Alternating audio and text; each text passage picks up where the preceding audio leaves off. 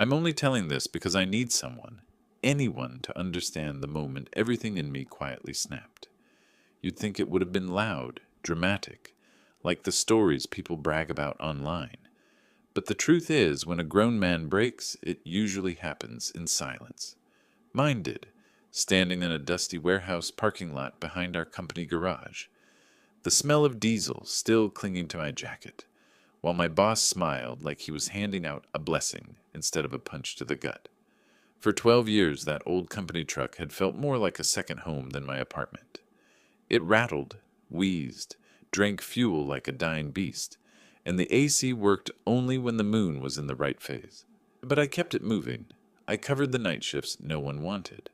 I took holiday routes without complaining. I fixed half the truck's minor issues with duct tape, borrowed tools, and the kind of patience you can only earn by being overlooked long enough. Every delay I prevented, every extra stop I took, every time I stepped in when someone else called out, it all built up to a single promise my boss gave me back in January. The new company truck is yours this spring. You've earned it. I carried those words like a medal, not because I needed a reward, but because it felt like someone finally saw me. Someone finally noticed the work I poured into making this place run. So when he told us to gather outside after the morning briefing, when he gestured to the gleaming new truck parked by the loading bay, I felt something warm rise in my chest. It looked beautiful. Clean lines, chrome accents, tires so new they still had the chalky factory dust on them. It felt like a reset button for my life. A truck that didn't need apologies just to start in cold weather. A truck that wouldn't break down on a 2-hour haul. A truck that I could take pride in. My boss clapped his hands together, rubbing them like this was some kind of promotion ceremony. All right, gentlemen, today's the day. My coworkers gathered around. A few elbowed me with grins. Hey, look at that. Finally getting your upgrade, one of them whispered. I didn't smile, but I felt the corners of my mouth twitch. I let myself believe it. Just for a moment. Then my boss reached into his pocket, pulled out the keys, and said the words that still echo every time I think about that morning. The new company truck is yours, he said. He paused, just long enough for my chest to rise. Then he turned to my coworker, Jason, and placed the keys into his hand. The laugh that went through the crew wasn't loud, but it cut like a blade. Jason flipped the keys on his finger, grinning like he'd won a raffle. Guess seniority doesn't mean everything, he joked, glancing at me. Sometime I just gotta be the favorite. I didn't move, didn't blink. My boss didn't even look at me. He just kept talking about maintenance schedules and mileage logs, like I hadn't been promised that truck for months. Inside, something shifted. Not anger, not jealousy. Something quieter. Something heavier. It felt like a door closing in a house I didn't realize someone else lived in. Jason climbed into the driver's seat, slammed the door too hard, and revved the engine like a teenager. My boss slapped the panel twice, proud as a father. Take good care of her, he said. Jason winked. No promises. Everyone laughed. I didn't. I just watched the truck pull out of the lot, sunlight glinting off the windshield. And for the first time in my entire career there, I didn't feel like an employee, or even a person. I felt like a tool someone had used until a shinier version came along. When the crowd dispersed, my boss finally looked at me. You'll be fine, he said. Your old truck still runs. Besides, you're dependable. You don't need special treatment.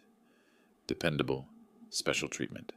That was the moment I realized he didn't reward loyalty. He exploited it. I nodded, because that's what dependable men do. But inside, something cold settled where the warmth used to be. I walked back to my rusted truck, opened the creaking door, and sat behind the wheel for a full minute before starting it. The engine coughed, sputtered, then steadied, barely.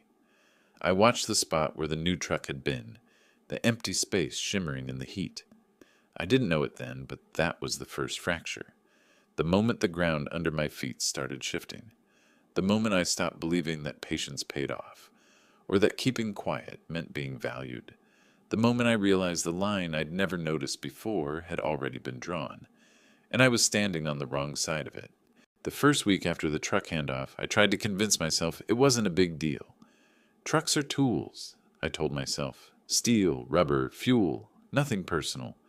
But you learn a lot about people when they think they've gotten away with something, and Jason acted like that key had unlocked an entirely new personality. He started showing up later, not late enough to trigger HR, just late enough that I was always the one already loading pallets, when he strolled in with his coffee. "Relax, man," he'd say, tapping the new truck's hood. "She purrs. I'll catch up." He'd forget to help when we had double runs. If both trucks were going out, somehow his route always ended near his apartment by 3 in the afternoon, while I was still wrestling with the old liftgate at 5. When I pointed it out once, he laughed. "Seniority, bro. You've been here longer. You know the hard routes better." He said it like a compliment. It wasn't. I noticed he washed the new truck twice in the first week and never once helped me patch the torn seat on mine. It was small, stupid, petty. That's what I told myself as I stitched vinyl in the yard while he posted selfies from the good cab. But that was just the beginning. By week 2, he'd turned the truck into his stage. Music up, windows down, cruising through the yard like he was doing us a favor by being there at all. I caught him once leaning against the side of it while a couple of office girls were on their smoke break. "My boss practically begged me to take this thing," he bragged. "Said he needed someone responsible behind the wheel. Someone who doesn't whine about mileage, you know?" I was 50 feet away, checking straps on my flatbed. He knew I could hear him. That was the point. The first time I saw the fuel card receipt, it was by accident. Our dispatcher, Maria, left the folder open on the counter while she took a call. A line of transactions flashed by my eyes. 2 fills that day, both on Jason's card, both in different towns that weren't on his route sheet. I might have ignored it if it happened once. People take detours, GPS glitches, life happens. But a few days later, I saw it again. Same pattern. Longer stops, weird times. Fuel way beyond what that truck needed for a standard run. "Hey, how long were you at McKenna's yesterday?" I asked him in the yard, keeping my tone light. He shrugged. "In and out." "Why?" "Just wondering," I said. "They called asking where their delivery was. Said you got there after 4. He smirked. "Tell them traffic. They got their stuff, didn't they?" It wasn't just the hours and fuel. Small things started going missing. An extra box here, a case there, usually from high-value shipments. Electronics, tools, things you could resell without too many questions. At first, it was easy to blame the warehouse guys or the receiving clerks, but the pattern always lined up with one truck. His truck. One afternoon, I walked into the office while my boss was reviewing logs with Jason. The door was half open. They didn't see me right away. "Just change that to dock delay and you're fine," my boss said, tapping the screen. Jason chuckled. "You're a lifesaver, man." "Hey, as long as the customers sign and the numbers look right, nobody upstairs needs every little detail." He leaned back in his chair, hands behind his head, comfortable in a way that made my skin crawl. It wasn't just favoritism anymore. It was protection. I cleared my throat, loud enough that they both jumped. "Oh, hey," my boss said, like I'd just materialized. "What's up?" "Need signatures for the Henderson run," I said, "and the manifest for tomorrow." Jason side-eyed me on his way out, a lazy grin holding on a second too long. My boss signed my paperwork without looking at it. "Everything good with your truck?" he asked, still watching his screen. "It still starts," I said. "Most days." He chuckled. "You know that thing's a tank. It'll outlive all of us." "And the new one?" I asked, before I could stop myself. "How's she doing?" "Perfect," he said, finally glancing up. "Exactly where she needs to be." I walked out with my paperwork and a weight in my chest that felt a lot like disrespect wearing a friendly mask. The irritation built slowly, like pressure in a pipe. Little things that would have rolled off my back before started to stick. Jason tossing me the worst pallets. Jason cutting in front of me at the loading dock because my route's priority, man. Jason bragging to dispatch about how he finished early. leaving out the part where he skipped 2 call-ahead confirmations and dumped the problem on the next day's schedule. One evening, I pulled into the yard just as the sun was dipping behind the warehouse roof. My old truck wheezed to a stop in its usual spot. Across the lot, the new truck was parked crooked, like it couldn't be bothered with lines. I climbed down, my knees aching, and noticed fresh scrapes along the side of his rear bumper. Not enough to file an accident report, but enough to say contact was made. Jason hopped out, talking on his phone. Nah, man, it's cool. They don't check that stuff. Yeah, fuel's on the company. Come through. I'll fill you up before your shift. He caught me looking and rolled his eyes, turning his back like I was background noise. That night, I sat at my kitchen table with a cold cup of coffee and the company app open on my phone. I scrolled through my own GPS logs, tight routes, minimal idle, on-time stops.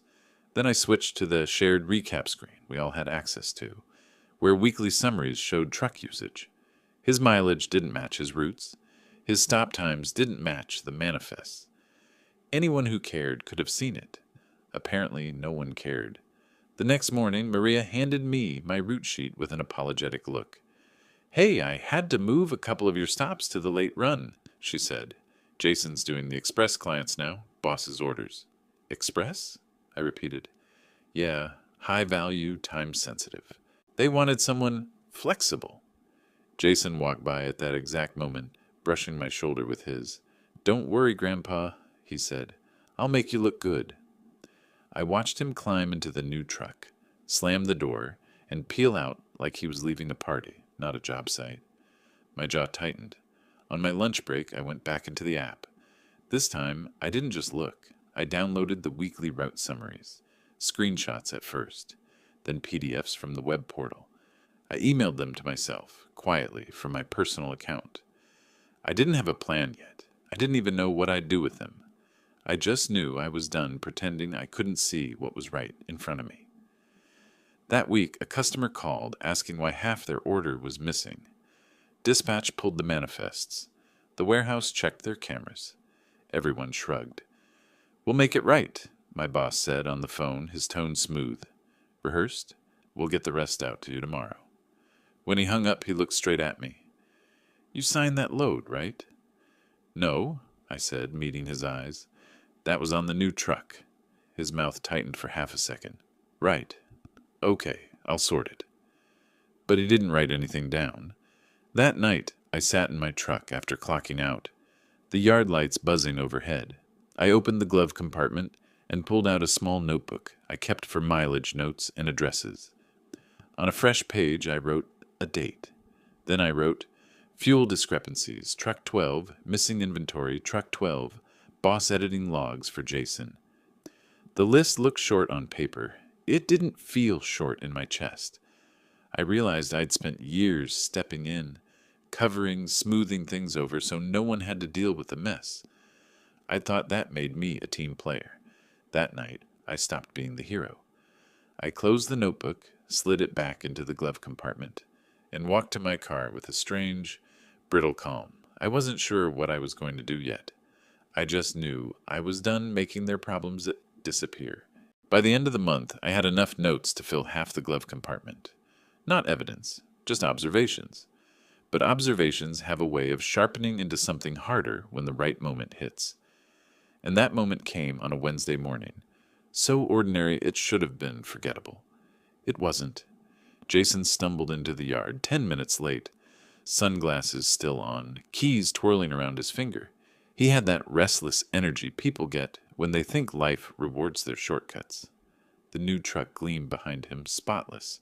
Except for the long scrape on the bumper he still pretended didn't exist. Rough night? I asked quietly as he passed. He smirked. Busy night, not that you'd know. I didn't answer. I didn't need to. Something was shifting. I could feel it like the crackle in the air before a summer storm. His route sheet was thick that day. High-value items, multiple clients, tight windows. Mine was a standard slog, long but predictable. I finished loading my truck before he even started his engine. When he finally pulled out, he hit a curb so hard the side mirror shook. I watched him go, then checked the time. I knew the first stop on his route. I knew the distance. And I knew, without needing a single document, that he wasn't going to make it on time. Because he wasn't going there. That evening, when he rolled back into the yard, the front end of the new truck looked wrong. Not destroyed, just off. The way a body looks wrong after a fistfight. The grill dented slightly inward. Dirt smeared across one wheel well. A headlight starting to fog from the inside. He slammed the door, muttering into his phone. "Yeah, I told you, it's fine. It barely tapped the post. Chill." He didn't see me standing near the warehouse wall, but my boss did. He moved faster than I'd seen him move in months. "Hey!" he barked. "Lower your voice. Not here." Jason shrugged. "Relax. No one's listening." I stepped out of the shadow. "Some of us are." Jason froze. My boss's smile didn't reach his eyes. "What happened?" "Parking lot post," Jason said, immediately defensive. "Wasn't marked. Not my fault." My boss looked at the damage. Too much for a minor tap. Not enough to justify a formal report. Just enough to lose money if insurance got involved. That sweet spot of dishonesty companies pretend doesn't exist. "Write it up as equipment shift," my boss said quietly. "No need to escalate." Jason nodded, satisfied. My turn to walk away. "Hold on," Jason called after me. "You were using the loading bay last, right? Maybe you hit it earlier and didn't notice." It was a sloppy lie, a stupid one. But he said it with the confidence of someone who'd been protected long enough to forget consequences existed. I didn't raise my voice. I didn't move toward him. I just looked at him for a long moment, until the air between us felt colder. "No," I said. He snorted. "Whatever. We'll check cameras." My boss stiffened. There were no cameras on that part of the yard. Jason knew it. So did I. But that night, for the first time, I wasn't the only one watching. Maria found me in the parking lot, just before closing. "You busy?" she asked. "Not tonight." She hesitated, lowering her voice. "I'm not supposed to say anything, but something's off in dispatch. The numbers don't match the logs, and it's always on truck 12. I didn't respond. "And earlier," she continued, "your boss asked me to delete a timestamp on Jason's delivery sheet. Said it was a glitch." "It wasn't," I said. "No," she agreed. "It wasn't." Something inside me hardened. Not anger. Not yet. But the shape of it was forming. On my way home, I took a detour to a copy center. I didn't rush. I wasn't hiding. I placed the printed route summaries, fuel discrepancies, and stop time anomalies onto the counter. The clerk made duplicates, neat and clean, stacking them into a brown envelope. "Work stuff?" he asked casually. "Something like that," I said. At home, I added the envelope to a drawer with a spare set of keys and a flashlight. I didn't have a plan, but the world around me was building one for me. 2 days later, chaos arrived. Jason didn't show up on time for his route again. Dispatch delayed 3 clients waiting on high-value shipments. Maria called him twice. He finally answered, groggy, annoyed. "I'm on my way," he muttered. "Truck wouldn't start." The truck had started perfectly the night before. I knew because I'd heard him rev it like a child with a toy. He arrived 40 minutes late. My boss didn't say a word, just gave a stiff nod like discipline was beneath him. But this time, the universe didn't let it slide. At 11:14 a.m., Maria's voice came through the yard radio, shaking slightly. "We need the supervisor, now." The new truck had been found half on, half off a loading curb behind a client facility. The bumper dented, the liftgate bent. A pallet of small electronics spilled across the asphalt like a dropped deck of cards. Jason stood there, pale, sweating, insisting the forklift operator hit him. Except the forklift operator wasn't even on shift yet. Security had footage, clear footage. Jason rolled forward without looking, clipped the curb, panicked, reversed too fast, and smashed into a metal barrier. Then he tried to restack the pallet himself, making things worse. My boss arrived at the scene red-faced, barking at security, blaming the client, blaming the weather. Anyone but Jason. I stayed back, arms crossed, watching the unraveling begin. When security played the footage for him, his face went blank. Not surprised, not angry, just calculating. "This doesn't leave the yard," he said to the client manager. "It already did," she replied. "Our insurance needs documentation." Jason pulled me aside. "Look, can you just say you saw the forklift hit the pallet? They'll believe you. You're the reliable one." Reliable. The word felt poisonous in my ears. "No," I said. He scoffed. "You're really going to do me like that? You did this to yourself." He stepped closer. "If I go down, you go down. You think the boss won't throw you under the bus to save his job?" A strange calm washed over me. "I know exactly what he'll do," I said. "But he's not the only person who's been watching." That afternoon, I emailed everything to corporate's compliance department. Not anonymously, not angrily, just clearly. Route logs, fuel discrepancies, edited timestamps, missing inventory, security footage, a timeline of 6 weeks. I went home and made dinner like it was a normal night. The next morning, corporate officers were waiting in the conference room when I arrived. Suits, not the friendly kind. My boss looked like someone had drained the color from him. Jason wasn't there. "Thank you for coming in," one of the compliance officers said. "We need to discuss several irregularities." My boss didn't meet my eyes. He kept staring at the table like it might save him. They started asking questions, very calm ones, very pointed ones, and every answer he gave tightened the noose around his own neck. By noon, he was escorted out, not fired on the spot. They said, "Administrative leave pending investigation," but everyone knew what it meant. Jason showed up at 3 p.m., eyes red, demanding to know who ratted. Corporate didn't bother answering. They had the numbers, the footage, the signatures, his name on every bad line. He left in silence, carrying a box he'd packed too quickly. As he walked past me, he whispered, "You think you won? Watch what happens next." But he was wrong. I didn't need to win. I just needed the truth to stop losing. And then silence, the kind that means something's gone wrong. 3 hours later, corporate asked to meet with me privately. What they told me next changed everything. When corporate called me into the office that evening, I expected questions. Maybe a neutral statement, maybe a reminder to stay professional during the investigation. What I didn't expect was the director of operations sitting at the conference table, hands folded, a stack of printed reports in front of him. "Close the door, Grant," he said. I did. Slowly, he tapped the papers. "We've reviewed everything you sent. Thoroughly. No anger, no suspicion. Just a calm assessment that made the room feel suddenly smaller. Your documentation was precise," he continued. "Consistent. Verifiable." I nodded once. I just wrote down what happened. That's exactly what saved this department from a much larger problem. It took a second for that to sink in. He slid a paper across the table. "Your manager has been placed on immediate suspension.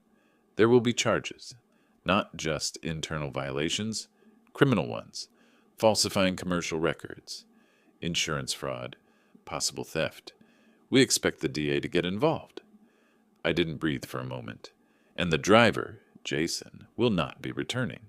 His actions cause financial damage, safety violations, and loss of client confidence." I didn't say anything. I didn't need to. "Before we proceed," he said, "I want you to know something. You weren't the only one noticing issues, but you were the only one who did something correctly. Quietly, without retaliation, exaggeration, or panic." He looked at me with something I hadn't seen from anyone here in years: respect. "We've decided to restructure this branch," he said. "New management, new workflows, and we want you to stay. With a promotion, if you want it." The room felt still, heavy in a clean way. "I'm not interested in managing drivers," I said finally. "I don't want to babysit anyone." He nodded as if he'd expected that. "Fair enough. Then we have another offer." He slid a second paper toward me. Another logo, another company name, a partner organization in the larger corporate family. "They've been looking for someone with your reliability. Your record is top of the board, and they're willing to take you immediately. Higher pay, better hours, full benefits from day one. I scanned the page, not deeply, just enough to feel the weight of what it meant. Why me? I asked.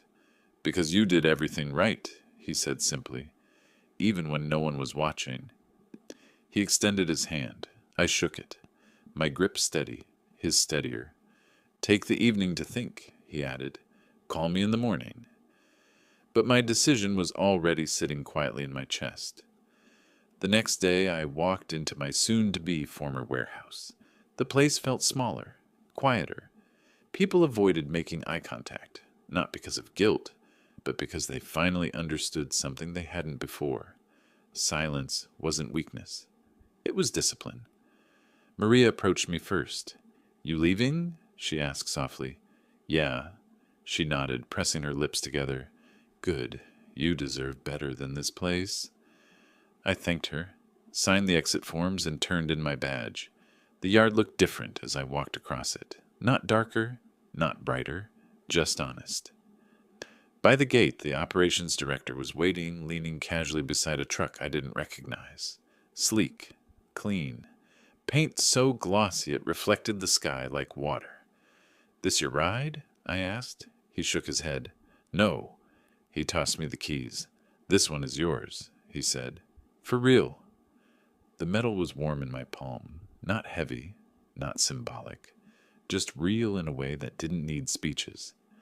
I walked around the truck once. No dents, no scratches, no history that didn't belong to me. When I opened the door, that new interior smell rose like a quiet confirmation. I sat behind the wheel. Everything fit. Seat firm, mirrors clean, engine turning over in one smooth breath when I pressed the start button. The director leaned in the open window. You earned this, he said. Not because you were loud, but because you were right. I nodded. Thank you. He stepped back. We'll see you Monday at the new branch. I pulled out of the yard slowly. Not in celebration, not in triumph. Just with a steady calm I hadn't felt in years. As the warehouse disappeared in my rearview mirror, I expected some feeling to rise. Vindication, anger, satisfaction. But all I felt was quiet. A good quiet. That kind of quiet that comes after you stop carrying things that were never yours to hold. My phone buzzed once on the passenger seat. A message from an unknown number. You got me fired. You'll regret this. I didn't reply. I blocked it. It felt effortless. Another buzz, this time from Maria. Good luck, Grant. You did the right thing, I replied. Thanks. Take care of yourself. A red light stopped me at the usual intersection, the one I'd passed 1,000 times in the old truck. Engine knocking, seat rattling under me. Now the cab was silent, smooth, balanced. When the light turned green, I didn't rush. I didn't look back. I drove toward a place where I wasn't overlooked, or used, or depended on only when convenient. A place that didn't punish reliability. A place where doing the right thing didn't feel like martyrdom.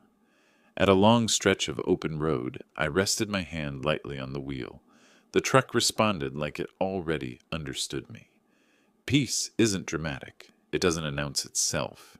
It just settles in like a room finally cleared of noise. I didn't win anything. I just stopped losing. And for the first time in a long time, the road ahead felt like it actually belonged to me.